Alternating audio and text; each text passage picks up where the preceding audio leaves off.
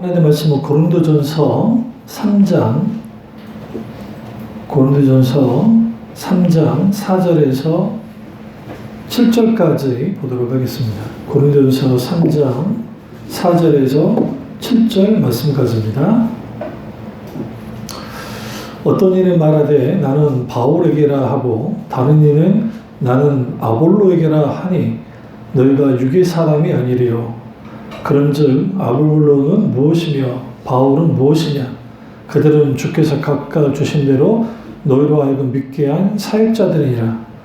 나는 심었고 아볼로는 물을 주었으되 오직 하나님께서 자라나게 하셨나니 그런즉 심는 이나 물 주는 이가 아무것도 아니로되 오직 자라나게 하시는 이는 하나님뿐이니라. 아멘. 말씀 제목은 신앙의 알파와 오메가라는 제목으로 말씀 나누도록 하겠습니다. 신앙의 알파와 오메가라는 제목으로 말씀 나누도록 하겠습니다. 우리가 알파, 오메가 하면 떠오르는 게 있죠. 학교 다닐 때 수학 시간, 세미콜론, 오메가, 알파. 근데 이제 우리가 이 알파와 오메가일 때 오메가는 나중이란 뜻이 아니에요. 우리가 성경을 잘못 알고 있으면 오메가란 뜻이 나중인가 봐. 그건 아니고요. 헬라어 알파벳 첫 시작이 알파입니다. 알파. 마지막 끝이 오메가야. 그래서 알파와 오메가라는 뜻을 갖고 있는 거예요. 그러니까 알파벳, 헬라어 알파벳, 알파, 그 다음에 오메가. 그래서 의미는 어떻게 되냐면 알파를 처음, 그 다음 오메가를 나중이라는 의미를 갖고 있는 거예요. 그러니까 오메가가 마지막이라는 뜻이 아니라는 사실 상식적으로 알고 있어야 됩니다. 그럼 이제 우리가 여기서 이제 중요한 거, 이제 신앙의 알파와 오메가.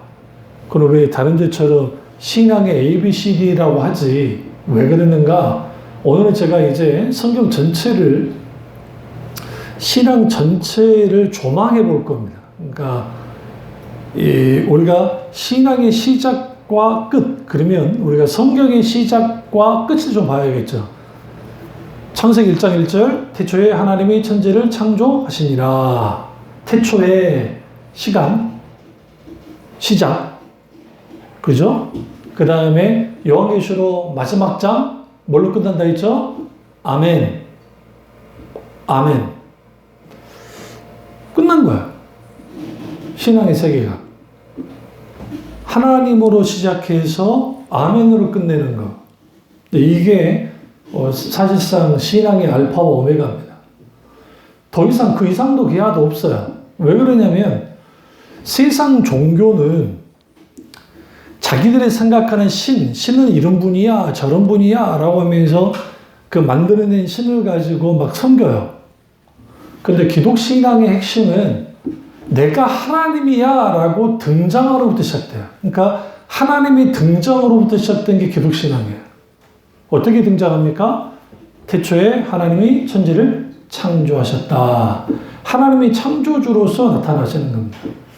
그래서 우리가 여기에서 신앙의 그래서 처음과 끝은 신앙의 시작도 하나님께로부터 시작되고 신앙의 모든 것 정점과 그리고 궁극적으로 마지막 최종 우리가 이걸 뭐라 하냐면 이제 완성이 하나님으로부터 시작돼요.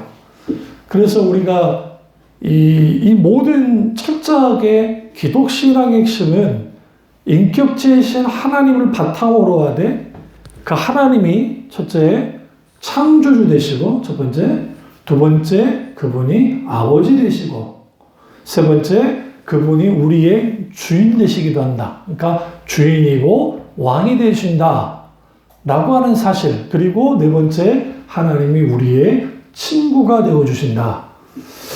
세상 종교에서는 하나님이 친구일 수가 없어요. 그런데 기꺼이 하나님이 친구도 되어주겠다라고 주님이 우리에게 찾아오십니다. 여기서 우리가 하나님을 아는 것, 그러니까 그분이 창조주이시다. 그리고 그분이 이제 아버지가 되신다. 그리고 그분이 나의 주인이 되시고, 그다음 나의 친구가 되신다. 그리고 마지막에 이제 다섯 번째, 궁극적으로 그분만이 구원자가 되신다. 이것이 굉장히 중요합니다. 왜냐하면 신앙에 있어서 그 우리의 영적인 자라나는 것들의 모든 것은 하나님께로부터 되어지기 때문에, 그래서 오늘 본문 말씀에 그 나는 심었고 바울은 심었고 아볼로는 물을 줬다. 그런데 자라나게 하신 분은 누구다? 하나님이시다. 결국은 여기서 중요한 것은 누가 중요하다? 오직 자라나게 하시는 그 하나님이다 라고 바울이 말하는 것처럼, 영적 성장의 가장 큰 핵심은 내가 기도를 많이 하고 성경을 많이 읽고 내가 열심히 기도하고 열심히 봉사하고 열심히 내가 갈고 닦아서 내 신앙이 막 자라나는가? 그거 필요합니다. 필요는 하지만, 그러나 그것이 경건의 연습으로서 필요하지만, 그러나 실제로 자라나게 하는 분은 하나님이시다라는 거예요. 그러면 신앙의 알파와 오메가, 결국 하나님으로 시작돼서 아멘으로 끝난다. 그럼 그 아멘은 어떤 의미냐? 정말로 그렇습니다. 진실로 그렇습니다. 라고 하는 우리의 그 하나님을 향한 그 결단 속에 있게 되어지는 나의 그 하나님을 인정하는 거예요. 정말 그런 줄 내가 인정합니다. 그 말씀이 진리인 줄 내가 받아들입니다. 다시 말하면 창조주 하나님을 받아들이고 구원자 하나님을 받아들이고 아버지 되신 하나님을 받아들이고 친구 되신 하나님을 받아들이고 주인 되신 하나님을 내가 받아들입니다. 왜? 그분이 하나님이시니까.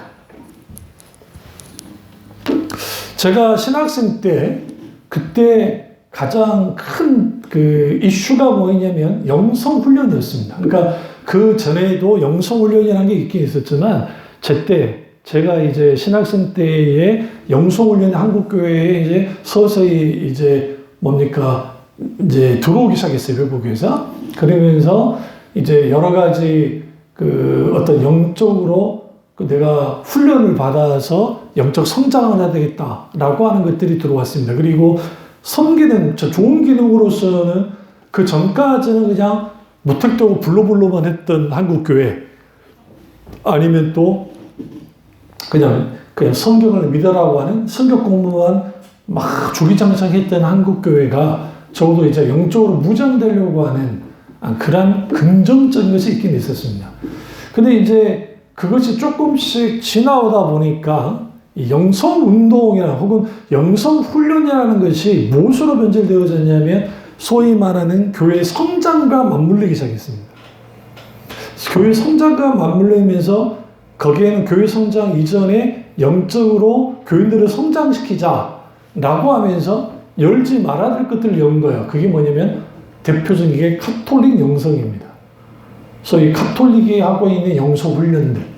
그리고 그 카톨릭 영성은 쭉 위로 올라가다 보면 고대 종교에서 행했던 그러한 그 소위 그 방식들이 카톨릭화 되어진 것이고, 그것이 한국교회 안에 들어왔어요. 대표적인 게 관상기도라는 것이 들어온 겁니다.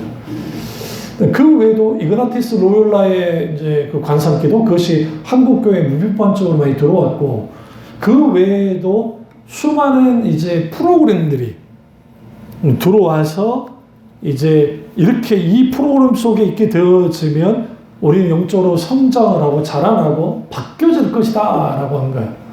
그리고 그 시대에, 그 전 시대에 이제 제자화 훈련이라고 하는 오카는 목사님을 중심으로 한 제자 훈련 성경 공부 운동이 일어났고, 그 전으로 또 돌아가면 이미 오순절 개통, 은사주의자들이 부흥 운동을 하면서 으쌰으쌰 불로불로 했다는 거예요. 그러니까 으쌰으쌰 불로불로 이것에 대한 이제 필요를 채우기 위해서 성경 공부, 그 다음에 대학생 선교회를 중심으로 한 성경 공부, 그런 것들이 있게 됐고, 그리고 80년도 말에 이제 한국교회 찬양이라는 것이 그냥 복음송, 그러니까 그냥 기타 치고 뭐 복음송이 대세를 졌다면, 전용대 목사님 같은 막 그런 분들이 있다고 한다면, 이제 그 하스테반 그 전에 이제 CCC가 가장 먼저 프레이젠 워십, 그러니까 경배와 찬양을 갖고 들어왔고, 그 다음에 다드림 선교단이라고 하는, 저는 잘 모르겠지만, 그 선교단체 다드림 선교단이 이제 그 경배와 찬양으로 나가고, 그 다음에 주찬양, 최덕신 씨를 중심으로 한 것이 되고, 그걸 보편화시킨 사람, 그 한국교회에 꽂힌 사람이 하슬레방을 중심으로 한 경배와 찬양이 이제 한국교회를 그렇게 한 겁니다. 그리고 미국으로 가면, 이제 미국과 영국으로 가면 이미 하비스트 처치라고 하는 그 추수, 그러니까 영적 추수와 관련된 찬양팀들이 나와서 했고, 그 다음에 마라나타 싱어즈, 그 다음에 컨티넨탈 싱어즈, 뭐 기타 등등, 가스펠 힘들이 막 나오기 시작한 거예요. 그러면서 이제 신앙이 다양하게, 그러니까 다양한 영적 영향들을 이제 받은 거죠. 근데 이제 문제라기보다는 이제 여기에서 여러 그 부작용들이 나타나기 시작했다는 거예요. 그러니까 그게 뭐냐면 경배와 찬양도 좋고, 뭐 복음 선교도 좋고, 찬송 것만을 고집 안 하고도 좋고 다 좋다 이거예요. 이제 문제는 신앙의 알파와 오메가의 가장 큰 핵심은 하나님과의 나의 위치가, 관계가 바로 돼야 된다는 거예요. 그러니까 사도 바울이 그 말하는 거예요. 왜 너희는 바울록이다, 아볼록이다 하느냐? 그건 다 육신에 속한 육신의 사람이 하는 짓이다라고 하잖아요. 그 이유는 뭐였냐면 영적으로 우리가 성장해 나갈 때 우리에게 영향을 주는 사람들이 있어요. 대표적인 것은 섬기는 교회 담임 목사님의 영적 영향력을 받을 수밖에 없어요. 설교를 듣고 하니까. 그러니까 그 받을 수밖에 없고. 또 하나는 각 그 시대마다 이제 유명한 목사님들, 이름이 있는 목사님들의 영향을 받습니다. 왜냐하면 자주 매스컴에, 자주 그 매스미디어에 노출되기 때문에 그렇고, 그 다음에 이제 뭔가 영향력이 있는, 그러니까 그 글, 책을, 요즘에는 책을 안 읽으니까 그러지만, 과거에는 책이 한번 엄청나게 히트를 치면, 베스트셀러가 되어지면, 교인들이 거기로 다 몰려가는 시대가 있었단 말이에요. 그를 통해서 이제 영향을 끼쳤습니다. 근데 이제 지나와 보니까, 그렇게 뭐 예전에 이동호 목사님의 뭐 강의 설교라든지, 저도 그 영향을 받았으니까요. 그리고 지금 다 은퇴하셨지만 정가화 목사님이라든지 기타 등등 그런 한 시대의 그 하나님의 길을 따라가려고 했던, 물론 그분들마다 각기 강점과 장점과 약점과 부정한 그런 것들이 있긴 있었지만, 그럼에도 불구하고 그 시대에 영향을 끼쳤단 말이죠. 그리고 그 안에서 영적으로 성장할 줄 알았는데 성장되지 않더라고요. 그러면서 만들어낸 게 뭐냐면 소위 그 신앙의 ABCD, 이걸 그 기본 신앙, 베이직한 신앙의 기본에 대한 강조가 있을 수밖에 없었던 거예요. 왜냐하면 기본기가 안 되면 안 되니까. 우리가 그 손흥민 아버지 그분이 축구 교실을 하는데 춘천에서, 그러면 손흥민 씨가 워낙 유명한 축구 선수니까 너도 나도 그래도 아버지가 그렇게 만들었다고 하니까 배우려고 할 거 아닙니까? 거기 딱 가면은 처음부터 막 이 고급 기술을 가르쳐주고 막 그렇게 할 것 같습니까? 절대 그렇지 않습니다. 기본기부터 가르칩니다.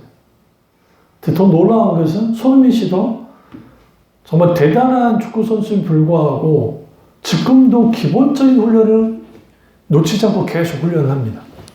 슈팅부터 시작해서 이제 패스하고 하는 이런 훈련들. 왜 그렇게 하느냐? 신앙의 기본이 바로 잡혀 있지 못하면 아무리 그 위에다 세워봐도 사상 누각에 불과해요. 쉽게 무너져요. 여기에서 우리는 무엇을 세울 것인가? 우리는 반석에 내 신앙을 세워야 되겠다. 그럼 예수님이 비유 가운데 반석 위에 세운 집과 모래 위에 세운 집에 대한 주님이 비유를 하시잖아요. 그래서 반석 위에 지은 집은 풍파가 나고 홍수가 나도 견디지만 모래 위에 지은 집은 무너져 버리더라. 그러니까 너희는 반석에 서워라 하고 있단 말이에요. 근데 거기서 말하는 반석이 뭐냐는 거예요. 오늘 찾기가 좀 그러니까 놔두는데 거기서 내용 쭉 보시면 예수님이 하셨던 말씀은 뭐냐면 그 전에 하셨던 예수님 말씀들이 있어요. 그게 뭐냐면 산상수훈이야. 산상수훈의 말씀들이 너희에게 반석이 되어야 되고 그 들어진 그 말씀 위에 너희 신앙이 세워져야 되는 것이다. 그러니까 설교를 잘 듣는 것도 중요하고 잘 듣고 이해하는 것도 중요하지만 거기보다 한 단계 더 나아가야 돼요. 그 위에 그 말씀, 설교 말씀이든 기록된 말씀이든 그 말씀 위에 내가 세워져야 돼요. 그러려면 그 말씀이 나의 말씀이 돼야 돼요. 그리고 우리 말씀이 돼야 되고 그리고 그 말씀을 내가 붙들어야 되고 그리고 그 말씀에 내가 붙들려야 돼요. 그래야 신앙이 바로 서요. 이게 기본인 거예요. 베이직한 거. 그러니까 새물교회 선교회나 이제 그 여모 목사님이나 뭐 이수 목사는 마찬가지지만 그분들이 하시는 말씀 중에 잘 영적으로 성장해서 가는 분들도 교인들 중에 있긴 하지만 상당수가 그러지 못한 것에 대하여 한계를 느낄 때가 있다고 그렇게 하실 때가 있어요. 그러니까 그럴 수밖에 없는 것은 그거죠. 그러니까 그 설교 말씀이 옳은 걸 알겠고 그 가르침이 옳은 것도 알겠어요. 그리고 그렇게 해야 된다는 것도 알겠어요. 그런데 안 되는 거예요. 그럼 이제 우리는 여기서 딜레마에 빠져요. 내 실력이 안 되는 것인가? 아니면 이 가르침에 문제가 있는 것인가? 그래서 사도 바울이 목회를 할 때에 내가 너희에게 자주 똑같은 설교를 한다 이렇게 해서 말하는 거예요. 그게 너희에게 유익하다고 그랬거든요. 그 왜 그랬을까요? 영적으로 안 자라나니까. 안 자라나니까 같은 설교를 계속 반복해 주는 거예요. 거기에 서라고. 첫 번째 이유가. 두 번째는 진리의 말씀이 계속적으로 반복적으로 우리에게 마치 우리가 오염된 물이 있다고 한다면 터널에 있다고 한다면 거기에 새 물이 계속 공급되어지면 오염됐던 물들이 빠져나가면서 거기 있는 것처럼 저나 여러분이랑 그 집에 정수기 있잖아요. 그 정수기 이제 뭐 필터를 관리하시는 분이 오기도 하지만 아니다 할지라도 그러면 그 정수기가 필터가 쭉 돌면서 한 번씩 청소를 해주는 거 아닙니까? 계속 청소를 해주고 마찬가지로 우리가 하나님의 말씀이 우리 신앙이 딱 서려면 계속 한 번씩 나를 점검해 줘야 돼요. 말씀이. 이 점검이 어떻게 가능하냐면 계속 그 하나님의 말씀에 노출되어지고 그 말씀을 계속 나를 깨워야 돼요. 저 이 말씀을 단언하고 할게요. 이 세상에 새로운 성경은 없다. 2000년 전에 다 끝장이 났다. 2000년 역사 속에서. 그 박영수 목사님이 한국교회가 툭 하면 초대교로 돌아가자고, 저도 초대교로 돌아가자 그랬으니까. 초대교로 돌아가자는데 도대체 그게 뭐 하는지를 모르겠다고 말씀하시는 거예요. 그러면 그 박영수 목사님이 초대교로 돌아가자는 의미를 몰라서 그렇게 하는 게 아니에요. 초대교로 돌아가자고 하는 분들의 핵심은 뭐냐면 본래의 자리, 본래의 신앙의 본질의 자리로 돌아갑시다 라는 의미예요. 근데 그 모토를 가지고 나왔다고 해서 돌아가지냐고요. 지금 우리 신앙이 이 모양 이 꼴인데. 그러면 우리는 뭘 들여다봐야 되냐면 믿음의 선배들이 2000년 동안 시행착오도 겪고 영적 승리도 하고 하는 것들을 들여다봐야 돼요. 한 손에 성경책과 한 손에 컨텍스트라고 하는 책을 놓아버리면 신앙은 바로 못 써요. 정말 오늘날의 시대만큼 책을 안 읽는 시대가 없고 성경을 안 읽는 시대가 없어요. 스마트폰 보급에 의해서 무슨 일이 벌어졌냐면 아이들이 더 이상 독서하는 것을 어려워해요. 그런데 제가 EBS에서 어떤 스페셜을 보는데 그렇다 한다면 책에 있는 것은 사라지는 것인가? 이걸 가지고 이제 막 실험도 하면서 했다고. 그러니까 어떤 친구 하나를 하는데 군대에서 이제 동기 하나가 있었는데 군대라는 곳이 무슨 뭐 재밌는 게 하나도 없잖아요. 근데 마침 동기 하나가 너무 책을 너무너무 좋아하는 동기가 있어가지고 근데 이제 그 친구가 자기는 일평생 책을 거의 읽어본 적이 없다는 거야. 많은 쭉 빼놓고는. 그래서 물어봤대. 친구, 내가 어떤 책을 좀 읽어야 되겠냐? 나는 책을 읽은 적이 없다. 라고 하니까 읽을만한 책을 딱 추려가지고 읽게 해줬다는 거야. 처음에는 한 장도 못 읽다가 읽더니 어느 때가 보니까 깊이 책을 읽고 있는 자기를 봤다는 거죠. 그러면서 그것이 1000권이 되고 그것이 10,000권이 되고 읽고 읽다 보니까 이제 30대 넘은 층이 오는데 그러니까 자꾸 본인이 그 자리에 이제 오게 됐다고 말하는 거예요. 마찬가지로 우리는 성경을 왜 읽어야 되는가? 영혼의 양식이니까 읽어야 되지만 또 하나는 그 성경을 읽을 때 마치 나침판이 혹은 레이더가 돌듯이 돌아요. 그러면서 내가 어디에 있고 내가 어디로 가야 되고 무엇을 해야 되며 어떻게 해야 되는지를 방향을 제시해주는 게 성경이에요. 실제적인 신앙이 지친 적이기 때문에. 그리고 그 말씀을 읽을 때 성령의 조명 가운데 이렇게 되어지면 그 말씀 부딪히고 때로는 그 말씀 그냥 읽기도 하고 때로는 읽다가 앞에 내용이 생각이 안 날 때도 있지만 그럼에도 불구하고 성경을 읽어나갈 때에 거기서 주님 우리에게 비추시는 말씀들이 있을 때 그 말씀이 우리가 거기에 붙들려거나 그리고 내가 붙들어야만 하는 거예요. 그리고 그 말씀을 가지고 하나님께 나아가서 묵상 기도하는 거예요. 묵상 기도는 말하지 않고 하는 게 묵상 기도가 아니라 내게 부딪혔던 말씀을 가지고 나가서 기도하는 게 묵상 기도예요, 사실. 그러니까 그 기도로 나갈 때 그 기도로 나아가면 그 말씀을 가지고 기도로 나아가면 그 말씀 가운데 성령께서 조명하시고 깨닫게 하면 하나님 그분을 깊이 묵상하는 자리까지 나가요. 그리고 거기에서 하나님과 만남이 있고 때로는 회개가 있고 때로는 감격함이 있고 때로는 내 가슴 찢음이 있고 때로는 내가 거기에서 내가 정말 이게 잘못됐다는 것을 알고 때로는 그렇게 하는 것들이 일어남을 통해서 일종의 자기 갱신이 계속 일어나는 거예요.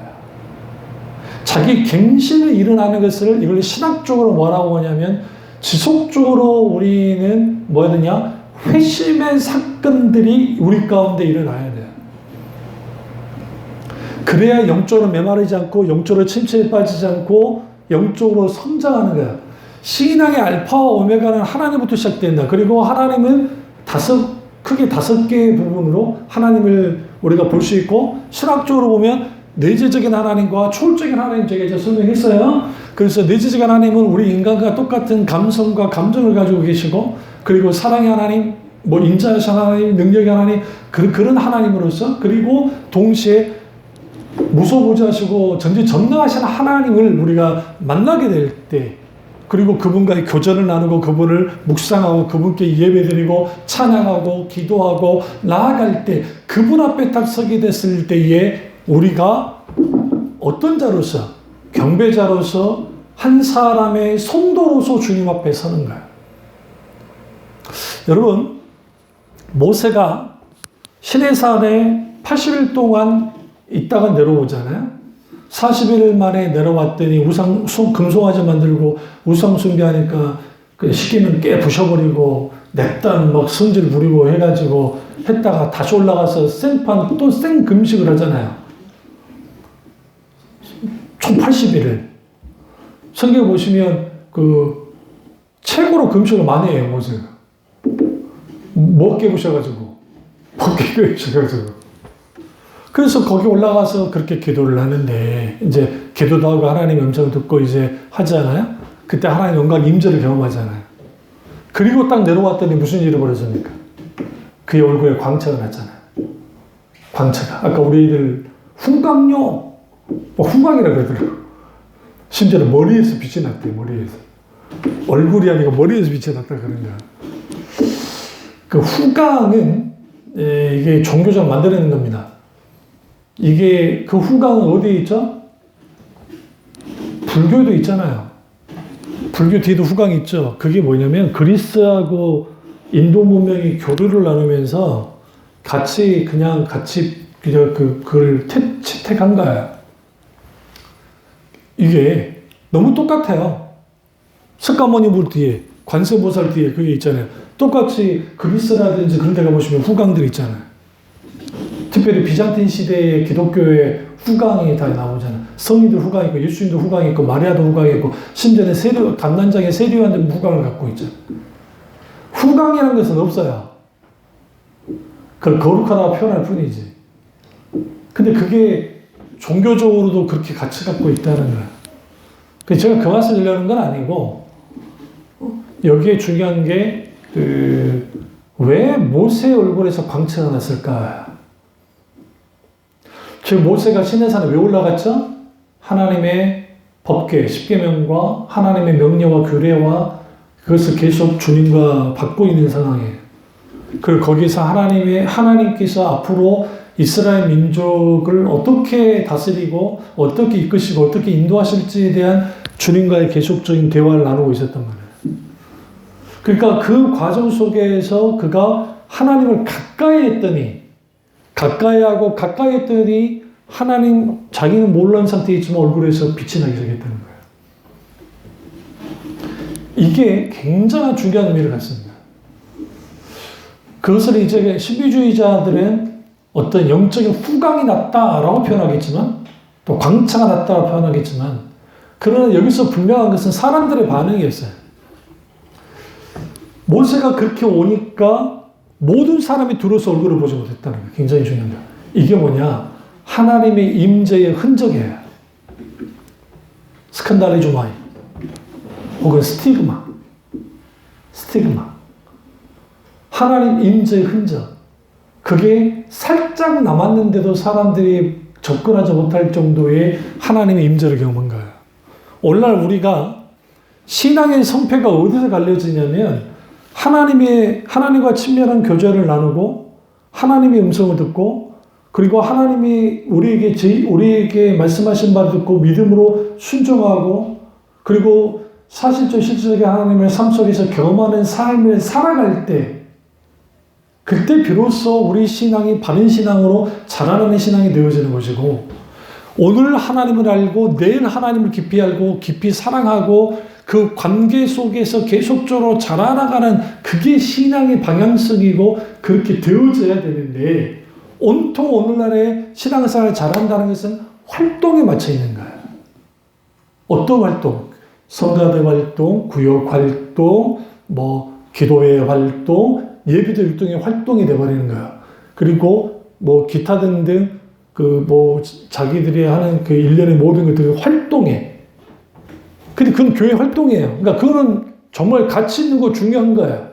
그럼에도 불구하고 거기에 쌓여져 있던 게 그 깊은 중심에 있어야 할 게 뭐냐? 결국은 하나님과의 나와의 관계. 어떤 관계를 갖고 있는가? 주님이 우리를 자라나게 하시는 관계인가? 그래서 이 8절 보시면 심는 이와 물 주는 이는 한 가지이나 각각 자기가 일한 대로 자기의 상을 받으리라. 우리는 하나님의 동역자들이요. 너희는 하나님의 밭이요 하나님의 집이니라. 여러분은 하나님의 밭이고 하나님의 집이기도 합니다. 여기에서 신앙을 집에 비유할 수 있는 거예요. 그래서 예수님이 그렇게 비유한 거예요. 우리는 집을 지어가야만 합니다. 그러면 이때 집을 짓는다고 할 때에 우리는 어떤 집을 생각해야 되느냐? 우리 한옥집을 생각하면 안 됩니다. 1세기 당시 집을 좀 생각해 보자고요. 사도 바울이 그 부분을 오이코스라고 하는 집에 대해서 말하니까. 이제 우리는 아직 성지순례를 가지는 않았지만 이스라엘만 가도 로마 유적이 굉장히 많습니다. 그리고 요르단 있죠? 요르단에도 굉장히 많아요. 원인 경기장부터 시작해서 뭐 벽에 다 있죠. 헤롯이라는 왕 자체가 건축 왕이고 로마 건축을 가지고 엄청난 건물을 지어놨어요. 지금 가나안 땅 전체 이스라엘 땅에. 그러다 보니 사람들의 집 구조가 이제 여러 구조인데 석회암 벽이 있으면 벽을 파고 들어가서 집을 하기도 하고 또 그 용도가 또 무덤 용도가 되기도 하고 아니면 이제 벽돌을 구워서 구운 벽돌로 집을 짓기도 합니다. 그럼 나무집은 왜 없느냐? 나무가 별로 없으니까. 그러니까 우리나라는 굳이 돌로 지을 필요가 없어. 삼천리 강산, 금수강산, 응? 나무가 좀 많았거든요. 그럼에도 불구하고 조선시대에도 우리나라가 너무 추우니까 하도 벌목을 하니까 그 왕이 명령을 내려서 함부로 소나무 못 보게 하고 막 그런 게 있긴 있었거든요. 그럼에도 불구하고 어쨌든 나무가 많은 나라가 우리나라. 왜? 국토의 70%가 산이니까. 그래서 그걸로 짓는 거죠. 마찬가지 우리의 신앙의 집을 지어야 돼요. 그러면 목회자가 심고 물을 주죠. 저는 주는 것까지는 내가 해요. 물을 주는 것까지는. 근데 자라나게 하는 것은 하나님이라는 사실이 굉장히 중요해요. 그래서 우리가 말씀을 듣든 신앙생활하든 내가 하나님과의 개인적이고도 실제적이고 사실적인 관계를 계속적으로 갖고 있지 못하면 신앙이 어떻게 되어지냐면 단절돼요. 신앙의 성패는 교회에서 결정되지 않아요. 교회 예배에서도 결정되는 게 아니에요. 삶이에요. 삶 속에서 되어져요. 우리 삶의 영역에 마땅히 하나님이 동역하시고 동행하시고 함께 하신 일들이 있어야 되고 그리고 그분을 생각하고 그분을 기억하고 그분을 묵상하는 일들이 우리 삶의 영적인 그 개인의 경건이 우리 가운데 세워있지 못하면 영적으로 안 자라나요. 아무리 거기에 막 귀신을 쫓아내고 막 난리가 나도 요즘 이 초세기가 좀 잠잠한데 꽉 툭 하면 그 장승벽이 사거리에다가 이초석이 집회한다고 걸어놓거든요. 내가 부끄부끄 막 그러면 안 되는데 저걸 떼버릴까라는 그런 그런 게 그럼 큰일 나니까 안 하지만 그럼 그런 집회 가면 이렇게 세워가지고 귀신 쫓아내고 이렇게 세워 귀신 쫓아내고 열정적으로 기도하고 막 하면 그리고 이렇게 세워서 막 사람을 쓰러뜨리고 막 하면 영적으로 자랄 것 같은데 성경은 놀랍게도 그런 자들 중에 영적인 아이가 많다는 거예요. 육에 속한 사람이 많다. 육신에 속한 자가 많다. 그 부분을 지금 이렇게 말하잖아요. 누가? 바울이 그 말을 하는 거예요. 고린도교회. 그럼 고린도교회의 특징이 뭐야? 은사가 굉장히 많이 나타나는 거예요. 왜? 고린도서 12장에 은사장이 나온다는 것은 뭐냐면 고린도교회 자체가 은사가 굉장히 강한 거예요. 으쌰으쌰 하는 거예요. 그런데 오히려 그들은 영적인 어린아이에 불과했다. 신앙이 자라지 못했다. 뭔가 삐끗거렸기 때문에 하나님과의 관계가 삐끗거렸기 때문에 신앙의 포문은 누가 연다? 하나님이 연다.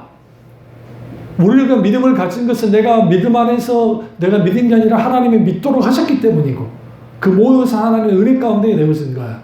그리고 내 신앙이 마지막 아멘으로 끝나는 이유는 내가 아멘함으로 결단하여 순종하겠다는 의미를 갖고 있기 때문에 주님이 뭐라 말씀하셔도 내가 순복하고 따른다고 하는 신앙의 결단을 가지고 나가는 거예요.